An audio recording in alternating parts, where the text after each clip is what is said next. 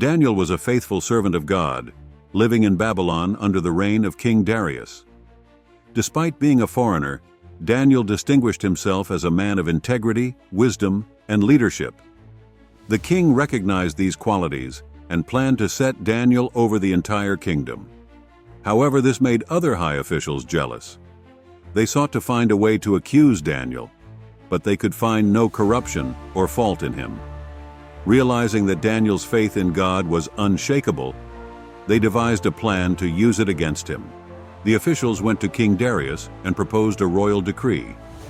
For 30 days, no one in the kingdom could pray to any god or man except the king. Violators would be thrown into the lion's den. Flattered by the idea of being the sole focus of worship, the king signed the decree into law. Daniel, however, remained steadfast. He continued his daily practice of praying to God 3 times a day, kneeling by his window facing Jerusalem, just as he had always done. The conspirators spied on him and caught him praying, then hurried to report him to the king. When the officials presented their accusation, the king was deeply distressed.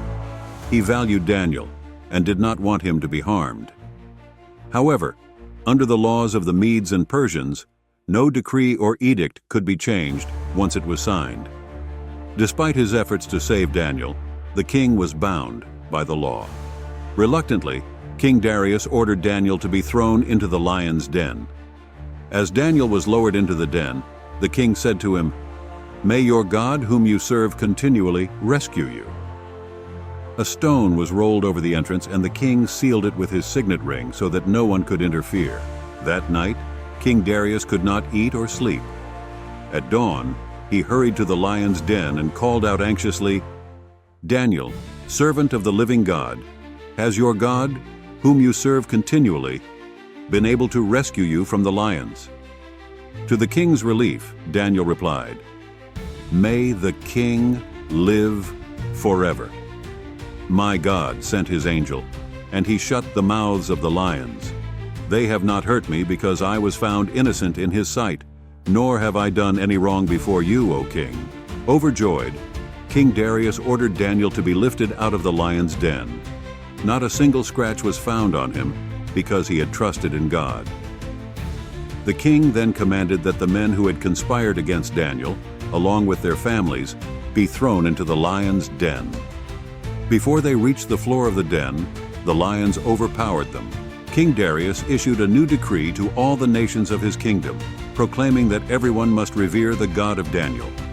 He declared, "For he is the living God, and he endures forever.